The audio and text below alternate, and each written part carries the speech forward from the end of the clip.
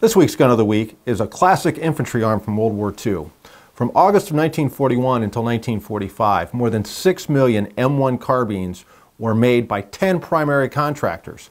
Now, the companies that made the M1 carbine included, of course, Winchester, that originated the design in response to the Army's light rifle trial, but it also included companies like IBM, Rockola, the jukebox manufacturer, and the gun that we have here today was made by the Saginaw Steering Gear Division of General Motors. Now, Saginaw had two plants, one in Grand Rapids and one in Saginaw. And the thing you need to know about Saginaw carbines is they also finished the Irwin Pedersen guns that contractor could not fulfill. In total, the Saginaw Steering Gear Division made 517,212 carbines. And this is one of them. This is a delightful early M1 carbine made by Saginaw, and it has some features that were later upgraded. So this gun is actually pretty rare in terms of the features that it has. One of the first things you'll see is that it's got the so-called flat bolt. As the U.S. Army Ordnance Department went through the war, they'd identify parts that needed to be upgraded or improved. One of the things they did was go to a more solid round bolt. So you got your early flat bolt here. Another thing about the early M1 carbine, remember this gun was intended to replace a pistol in the hands of the troops. Let's say the Germans got, behind enemy lines. The last thing you need is some guy in a mess kit repair battalion stuck with a pistol. No, give him one of these things, an M1 carbine, firing the .30 carbine cartridge.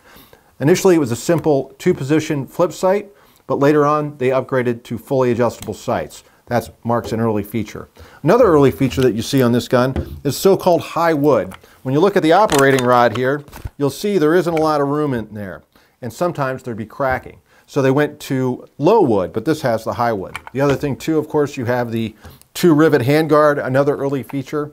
And then, of course, you have the push-button safety. Now, the safety is right here. To disengage it, you press it. Problem is, it's exactly the same shape pretty much as the magazine release. And you could inadvertently eject your magazine.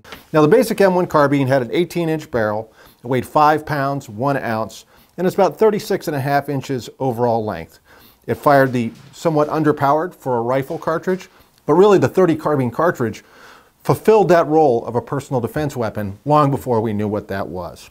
Another early feature of the M1 carbine is the eye-cut stock, and this one's a little later and it has the standard oval stock. When you look at this gun, you'll see that it's the oiler that actually holds the sling on in the back. And of course, you have your front sling swivel here. That's also the band that holds the top handguard on. Simply take this screw out, press the band spring down, pull this out, you can lift the whole gun out for cleaning.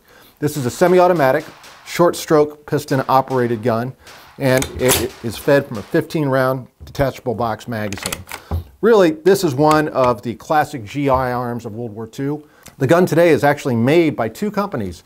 It's made by Auto Ordnance in Worcester, Massachusetts, and by Inland in Ohio. This is a classic American combat arm. For more on guns like the M1 carbine as made by Saginaw, go to AmericanRifleman.org.